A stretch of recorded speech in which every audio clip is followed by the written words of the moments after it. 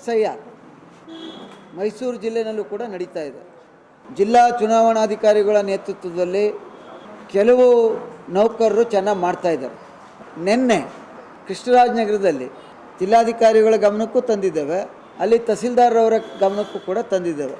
2 ಕಡೆ 3 ವಾರ್ಡಲ್ಲಿ ನಮ್ಮ ಗಮನಕ್ಕೆ ಬಂದಿರತಕ್ಕಂಥದ್ದು ಏನು ಈ SIRನ ಮಾಡ್ತಾ ಇರ್ತಕ್ಕಂಥ ನೌಕರರು ಅರಿವಿದೆಯೋ ಅರಿವಿಲ್ವೋ ಗೊತ್ತಿಲ್ಲ.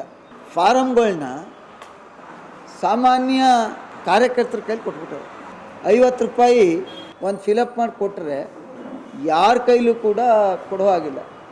ಅವರೇ ಜವಾಬ್ದಾರಿಯುತವಾಗಿ ಫಿಲಪ್ ಮಾಡಬೇಕು, ಅಥವಾ ಪಾಪ ಅವ್ರಿಗೆ ಗೊತ್ತಿರಲ್ಲ, ಬೇರೆಯವ್ರನ್ನ ಕೇಳಿ ಮಾಡಬೇಕು. ನಿನ್ನೆ ಜಿಲ್ಲಾಧಿಕಾರಿಗಳ ಗಮನಕ್ಕೆ ಈಗಾಗಲೇ ತಂದಿದ್ದು ಕೂಡಲೇ ನಾನು ಕೂಡ ಮಾತನಾಡಿದ್ದೇನೆ. ಒಂದೇ ಕಡೆ ಅವ್ರ ಮನೆಗಳಿಗೆ ಹೋಗದೆ ಚೌಲ್ಟ್ರಿಗಳಲ್ಲಿ ಸಮುದಾಯ ಭವನಗಳಲ್ಲಿ ಫಿಲಪ್ ಮಾಡುವಂಥದ್ದು ಆಗ್ತಾಯಿದೆ. ಅದಕ್ಕಿಂತ ಯಾವೊಬ್ಬ ಸರ್ಕಾರಿ ನೌಕರ ಮಾಡಬೇಕೋ ಆ ಕೆಲಸವನ್ನು ಒಬ್ಬರ ಅಪ್ಲಿಕೇಶನ್ನ ತುಂಬಲಿಕ್ಕೆ 50 ರೂಪಾಯಿ ಕೊಟ್ಬಿಡೋದು. ಪಾಪ ಅವ್ರು ನಿಂತು ಎಲ್ಲನೂ ಅಪ್ಡೇಟ್ ಮಾಡಿದ್ರೆ ಏನು ಈ SIR ಅಂಥೇಳಿ ಚುನಾವಣಾ ಆಯೋಗ ಮಾಡಿದೆ ಅದು ಊರ್ಜಿತ ಆಗುತ್ತಾ? ಕೂಡಲೇ ಇದ್ರ ಬಗ್ಗೆ ಎಚ್ಚೆತ್ತುಕೊಂಡು ಸರಿಪಡಿಸುವಂಥ ಕೆಲಸ ಆಗಬೇಕು. ನಾವು ಕೂಡ ಈಗ ಇದಾದ ನಂತರ ಪರಿಷ್ಕರಣೆ ಆದ ನಂತರ ಮತದಾರರ ಪಟ್ಟಿ ಬರುತ್ತೆ.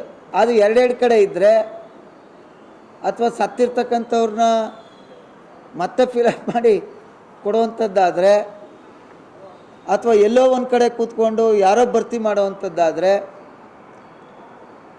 ಇದು ಸರಿಯಾದಂಥ ಕ್ರಮ ಅಲ್ಲ. ಕೂಡಲೇ ಜಿಲ್ಲೆಯಲ್ಲಿ ಇದ್ರ ಬಗ್ಗೆ ಜಿಲ್ಲಾ ಚುನಾವಣಾಧಿಕಾರಿಗಳು ಕ್ರಮವನ್ನು ತೆಗೆದುಕೋಬೇಕು.